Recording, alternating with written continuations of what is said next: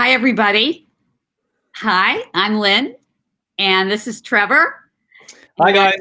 we are talking keto. And one of the things that we are talking about today is insulin on the ketogenic lifestyle and what everybody needs to know about insulin. I think we always associate insulin with diabetes because insulin out of control and diabetes are something that obviously goes hand in hand. And we know that diabetics need insulin. And so we think about it. But I was talking to Trevor the other day, and he was telling me about cane sugar and insulin. And I really was blown away because I limit my sugars. I try to live a really low carb lifestyle as much as I can. I'll be honest with you. I'm not like Trevor. He lives I try. And I keep my weight controlled by doing low carbs, but I'm going to make a more concerted effort in 2020. And we hope everybody does, especially when you hear about insulin and cane sugar. So I am going to turn it over to Trevor, and he is going to talk. That's what we're going to talk about today, and why everybody kind of needs to be very educated on what this can mean when you eat a. Absolutely, for sure. This is huge. And, I really think that this is one of the most important things that we can understand about the human body and how we can actually manipulate this hormone, insulin, and allow it to work in our favor. Because, like you mentioned, the world is riddled with type 2 diabetics. And in fact, I've gotten individuals in my program who didn't know they were type 2 diabetics. We did a fasting blood sugar level test, and they were like off charts, and they were like, oh my God, like I am a type 2 diabetic. So it is prevalent among the society today. And I really want to get this point home to you guys, the viewers, that insulin is one of the most, I would say, scary type of hormones in the body. And I don't want to scare anybody, but this is one of the hormones that can really cause a lot of damage within the human body. And it's because, when it's stimulated, it can cause massive types, lots of different types of illnesses, like type 2 diabetes, obviously, is the first one that comes to mind. Right.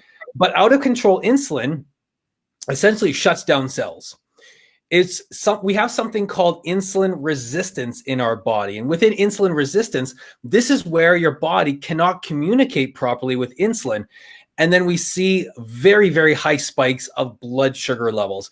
And this is very dangerous. High levels of glucose in the bloodstream are very dangerous, not just for like type 2 diabetics or type 2 diabetes to be there, but for other types of diseases like heart disease, heart attacks, strokes, cancers, all can be linked to insulin resistance. Okay, now I hope I said that fairly clearly, but we need to control insulin. And this is only done through a ketogenic lifestyle or a very low carb way of eating. So one of the things that shocked me, Trevor, is when we were talking, I said, well, it has a low sugar content. And you said to me, well, it doesn't matter. You can have your insulin spike even if you're eating a cookie that has 2 net sugars. So why is that? So this is one of the big things around the ketogenic lifestyle, because so many people are looking for those keto treats, right? Or, those types of things, which can still cause insulin spikes because they have, for example, cane sugar or organic types of sugar. And, because it has organic attached to it, people automatically assume, oh, it's healthy for me, I can have this.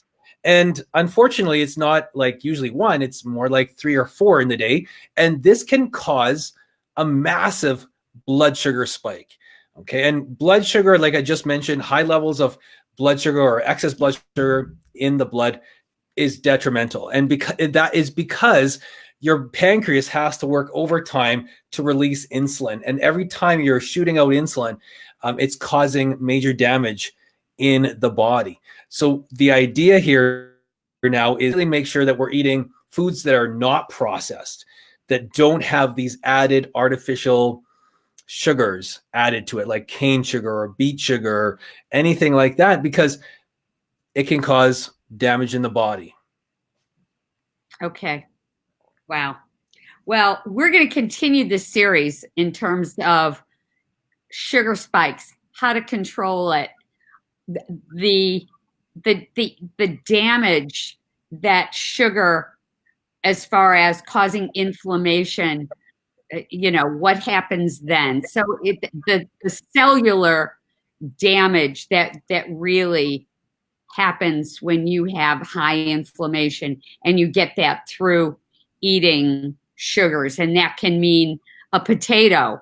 It doesn't have to mean, eating a teaspoon of sugar. So we're going to continue that as we progress on this 2020 keto series, not only on Facebook Live, but on various other sources. So if you have questions about insulin, about sugar, about inflammation, put them in the comments, direct message me, direct message Trevor. We're both on Facebook. We're both have YouTube channels. You know how to reach us. So are you on LinkedIn also, Trevor? Yeah, I'm on LinkedIn. You could just Google my name, Trevor Folgering, Folgering, just like the coffee, Folgers Coffee with an ing at the end. Yeah. Right. All right, great. So thanks, everybody. I hope you feel a little bit more educated and a little more scared, because we eat too much sugar. And it's there was a book written many years ago called Sugar Blues. And at the time, it was kind of a cult book that really, really trashed the sugar industry and what sugar has done. And they did their best to try and squelch that and say that it wasn't true. But sugar is not your friend. It's just not your friend. And you can wean yourself off sugar. It can definitely be done. So, and we're here to help. If you feel we're gonna help, like you can't quit, we're here to help. Absolutely, we're helping. All right. So until next time, we'll see you, everybody. Okay. Thanks for being here. Bye. Send us questions.